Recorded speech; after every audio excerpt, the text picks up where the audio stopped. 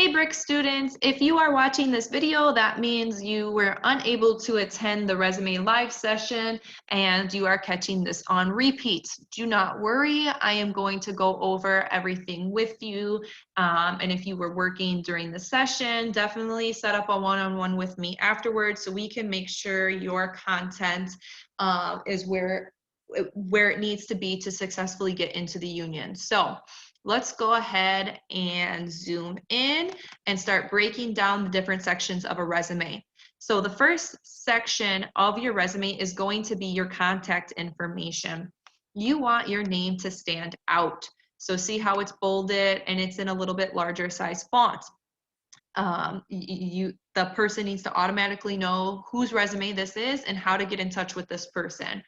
Although a lot of the unions don't use LinkedIn, I still strongly recommend that you put a LinkedIn profile on there, because when someone's researching you, they're going to Google you.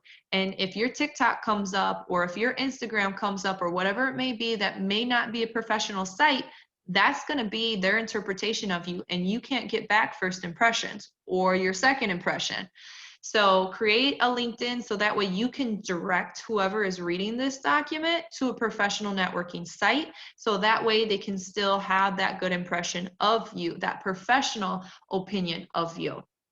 The next section is going to be what used to be called an objective section or a summary statement. So right now, resumes have always been trendy. And right now the trend is not to have an objective statement. Employers don't care what you want from the job. Your objective is to get into the union. They know that. You're applying there. What can you do for them? So summary statements were then a trend after objective statements, phased out. And summary statements were about 6 lines in paragraph form as basically a bunch of fluff, just a bunch of verbose language that said, oh, this is why I'm so amazing. No, that's a bunch of BS. Just outright say what it is, who you are, what you can do for them, and why they should pick you.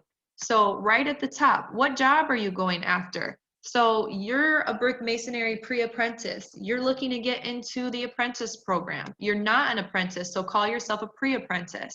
And then just have a very brief statement as to why you would be a good fit for the union. Maybe it's because you have a good attention to detail. Maybe it's because you have a strong work ethic. Maybe it's because you can meet the requirements of lifting heavy materials.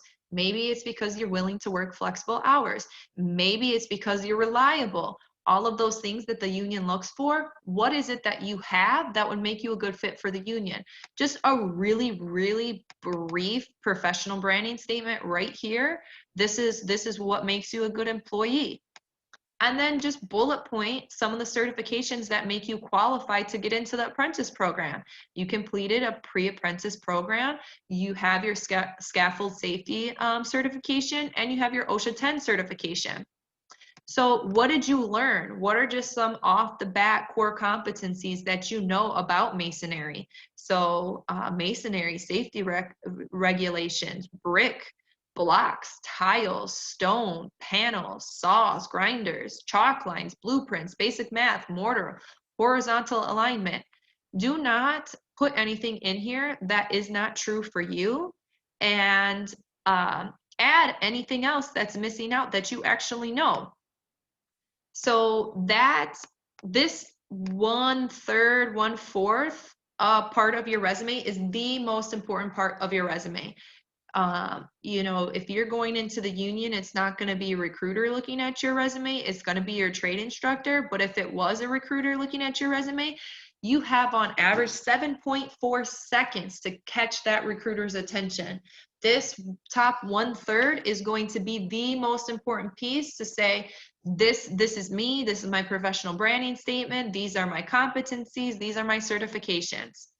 So oftentimes, students will have their education and certifications at the top, but because we're bulleting them, we're going to go ahead and keep your education and certifications at the bottom of your resume and just go straight to relevant experience. So typically on resumes, you would see your professional experience, be at the top, but we're going to do relevant experience. So what is it that you just completed? You just completed a pre-apprentice program. So in your bullet points, you want to articulate what it is that you learned, and you want to be specific. So you want to, where you can, give details on your scope of responsibilities and what your accomplishments were. So you successfully completed the rigorous brick masonry pre-apprentice program. You received 8 months of hands-on training. So anytime you can quantify something, quantify it. So maybe some pre-apprentice programs are only 2 weeks long. That's a lot different than an 8-month program or a 6-month program or a 1-year program. So it's showing that you had the hands-on experience that you need to be successful in the union. That you utilize power tools, so that these are the tools that you learned how to use. Now, if on center you never used a grinder, well then take that off. You want to customize these bullet points to what your experience was here at Job Corps. So here's an example of a project that you could potentially have on center. So assisted with Job Corps Welcome Center retiling project. So you safely removed and disposed of old tile, calculated distance from reference points to layout work, cut tile, mixed mortar, laid tile, and removed excess mortar. So you're saying you worked on a project, but then you're elaborating on the different steps that you took in this project.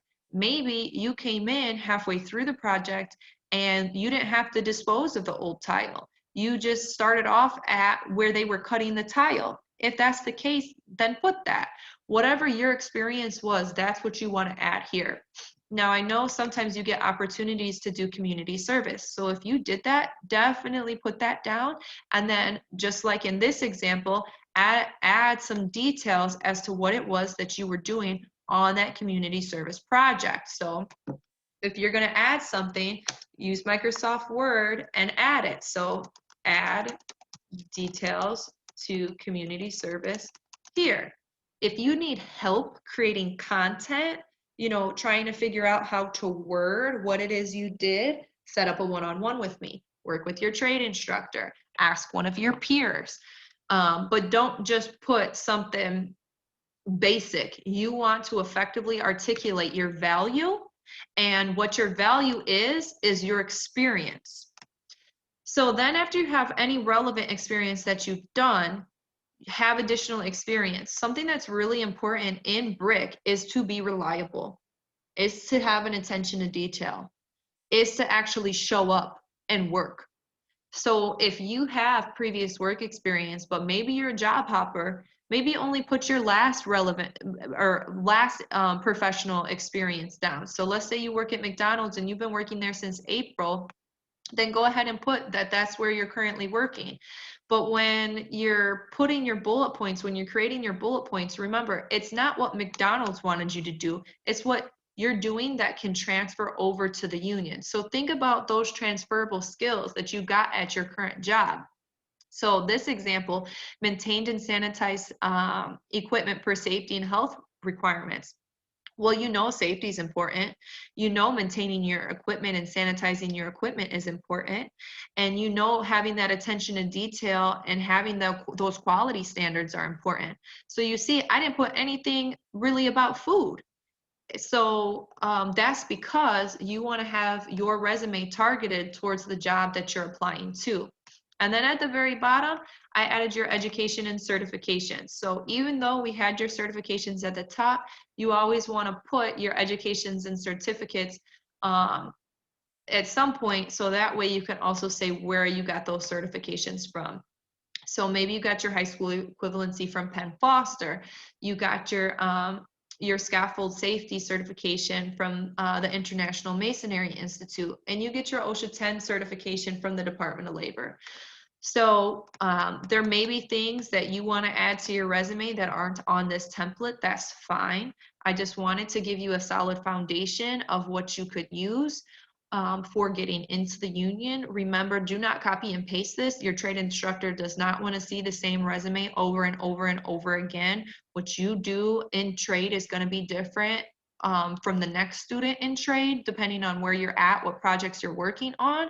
So definitely make sure you customize this so it fits your experience, have it be authentic to yourself. And this up here, I don't want to see this on anybody's resume. I want you to really think about what it is that makes you a good fit for this role. All right, so that is a very, very brief overview of how to use this template and how to make it, how to customize it to fit your needs. But if you need help, set up a one-on-one.